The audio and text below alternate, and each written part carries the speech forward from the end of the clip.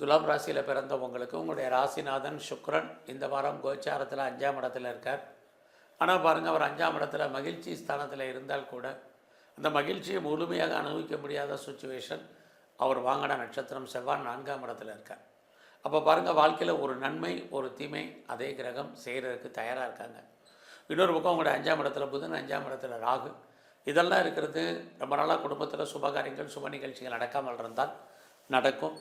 நீங்களும் ஏதாவது ஒரு சுப நிகழ்ச்சிகளில் பார்ட்டிசிபேட் பண்ணுறதுக்கான வாய்ப்பு நிறையா இருக்குது.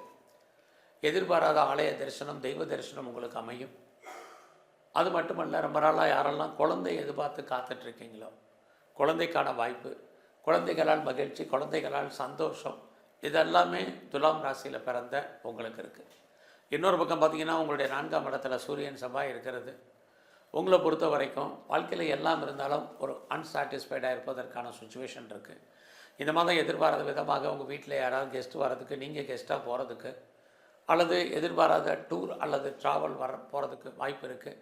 இவ்வளவு இருந்தாலும் அதை என்ஜாய் பண்ணுறதுக்கான சுச்சுவேஷனோ மனநிலைகளோ இந்த வாரம் உங்களுக்கு இருக்காது. அடைக்க வாசிங்க. இந்த வாரம் உங்களுடைய ஜாப் எப்படி இருக்குதுன்னு பார்க்குற போது சர்வீஸில் சனி பகவான் இருக்கார். ஆனாலும் மற்ற கிரகங்கள்லாம் 5ஆம் இடத்துல இருக்கிறது. வேலையில் கான்சன்ட்ரேட் பண்ணுங்கள். இன்னொரு பக்கம் சனி பகவான் உங்களுடைய 8ஆம் இடத்தையும் 12ஆம் இடத்தையும் பார்க்குறது. தேவையில்லாத விஷயங்களில் தலையிடாதீங்க. இந்த வாரம் உங்களுடைய உழைப்பு மற்றவருக்கு லாபம், உங்களுக்கு பிரயோஜனம் இல்லை.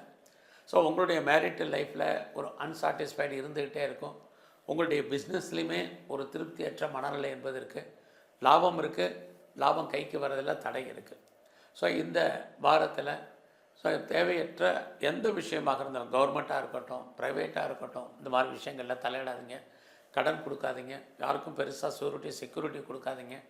இதெல்லாமே ரொம்ப ரொம்ப முக்கியம். உடம்புல நோய் எதிர்ப்பு சக்தி குறைவாக இருக்கும். ஸோ அப்படி இருக்கிறவங்க இம்யூனிட்டி பவரை அதிகப்படுத்துங்க. உடம்புல சின்ன பிரச்சனைனாலும் டாக்டரை கவனிங்க. இது ரொம்ப முக்கியம். இந்த வாரம் உங்களுடைய ஹையர் எஜுகேஷன் நல்லா இருக்குது. இந்த வாரத்தில் அம்மாவுடைய உடல் ஆரோக்கியத்தில் கான்சன்ட்ரேட் பண்ணுங்கள். எது எப்படி இருந்தாலும் உங்களுக்கு இறைவனுடைய அனுகிரகம் உங்களுக்கு இருக்குது. தேவையற்ற சிந்தனைகள், தேவையற்ற எண்ணங்கள் வேண்டாம். சோம்பேறித்தனத்தை அவாய்ட் பண்ணுங்கள். சுறுசுறுப்பாக இருங்க, ஆக்டிவாக இருங்க.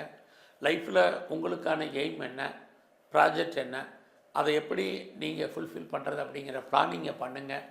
ஏன்னா உங்களுடைய 3ஆம் இடத்தை குரு பகவான் பார்க்கறதுனால உங்களுடைய எண்ணங்கள் சிந்தனைகளை தெளிவாக வைங்க. லைஃப்பில் எதையெல்லாம் ஃபஸ்ட்டு செய்யணும், எதையெல்லாம் செகண்டு செய்யணும்னு உங்களுக்கு உங்களுடைய ப்ரியாரிட்டி தெரியும்.